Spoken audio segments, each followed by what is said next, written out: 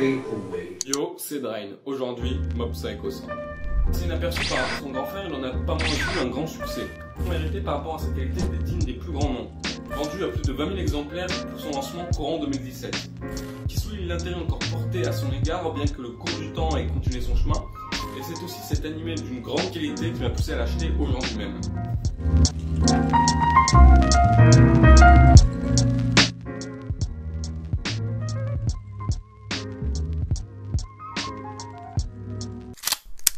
Mob Psycho 100, manga comique et d'action baignant dans le surnaturel. Sorti en avril 2012 au Japon, publié par Shogakukan et ayant pris fin en septembre 2017. En France, c'est Kurokawa qui se charge de l'éditer comme il l'a fait pour One Punch Man. Le premier tome est sorti chez nous en juin 2017. Son auteur, quant à lui, One, est un véritable ovni. Il n'a pas d'intérêt à écrire des histoires classiques. Il a alors décidé pour la première fois de publier l'une de ses œuvres sur une plateforme de One Comics, One Punch Man, en juillet 2009. Punch Man déconstruit tous les codes du genre, c'est également le cas de Mob Psycho 100. Mob Psycho 100 est donc entièrement réalisé par One, cette fois pas de Murata aux commandes pour une prépublication dans un magazine.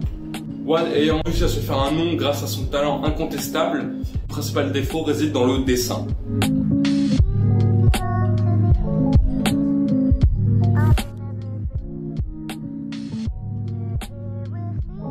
Shigeo Kageyama est un collégien possédant de puissants pouvoirs surnaturels. On va suivre ses aventures aux côtés de Reigen, un médium charlatan. Au début, l'histoire se concentre sur les différentes missions que lui donne Reigen, mais va rapidement se tourner vers l'évolution de notre protagoniste suite à de nombreuses confrontations contre des détenteurs de pouvoir qui restaient rares et inconnus du grand public. Il va rencontrer de précieux amis qui vont le soutenir et l'aider dans les moments les plus difficiles.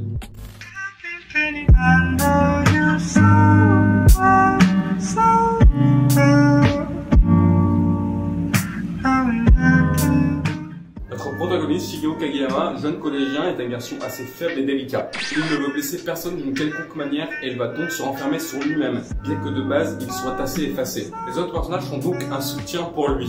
Il va apprendre à s'affirmer peu à peu et devenir un soutien pour les autres en apprenant à contrôler ses pouvoirs. Sa spécificité est quand il accumule les émotions et un stress, il explose et révèle ses vrais pouvoirs, devenant incontrôlable et est une véritable catastrophe. Les personnages, ils sont tous bien écrits. Ils vont tous évoluer au fil de notre lecture, durant laquelle nous allons découvrir leur ressenti par rapport aux événements qu'ils viennent de vivre. Plus généralement, ils ont tous un but et sont essentiels à la trame de l'histoire, mais aussi à Mobu. Et le plus intéressant de tous, selon moi, c'est Reigen.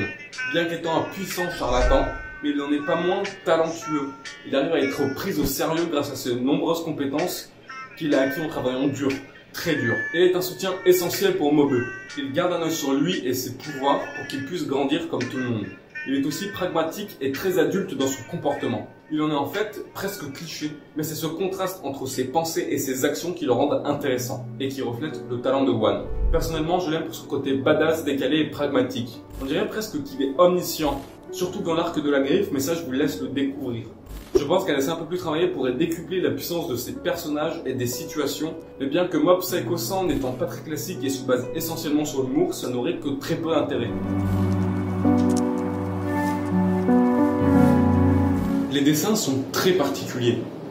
Nombreux connaissent le style de One parmi les initiés, mais très peu le connaissent. Car ces œuvres sont très certainement connues pour leur adaptation animée, surtout pour Mob Psycho 100, et grâce au travail de Murata sur One Punch Man. Car les dessins de Murata sont incontestablement reconnus. Ceux de One sont plus bruts de décoffrage. Mais je ne peux pas dire qu'il soit moche parce qu'il fait le taf très bien même, tellement que l'anime en reprend le design. Il lui manque juste un bel affinage pour que cela soit parfait.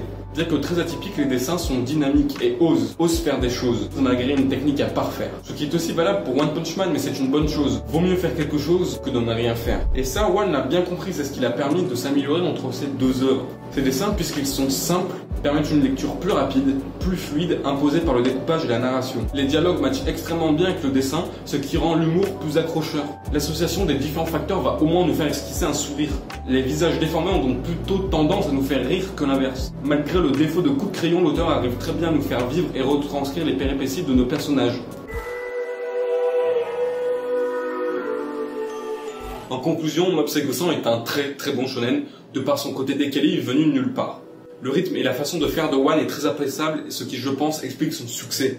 Un auteur ne se focalise pas sur l'histoire ou les dessins qui est dans ce cas-là basique, mais le background, les dialogues et tout autre aspect technique qui sont là très bien maîtrisés. Ce qui enrichit l'histoire et en fait oublier les dessins de qualité médiocre, car tant le reste est succulent. Une maîtrise des dialogues, des découpages et du rythme est bien moins courant qu'une bonne histoire ou qu'un bon dessin. Ce qui, je pense, me fascine et nous surprend. Est-ce qu'il faudrait redessiner le manga comme One Punch Man? Je ne pense pas, car il perdrait tout son charme et un message. Pour moi, le message le plus fort de Mob Psycho 100 et du parcours de One, c'est que tout le monde peut créer. Que oui, si toi t'as envie de le faire, alors fais-le. Ne te prive pas. Si tu le fais avec passion, tu auras le succès que tu mérites, si infime soit-il. Et c'est ce que j'aime le plus dans les œuvres de One. J'espère que cela vous a donné envie de lire Mob Psycho 100.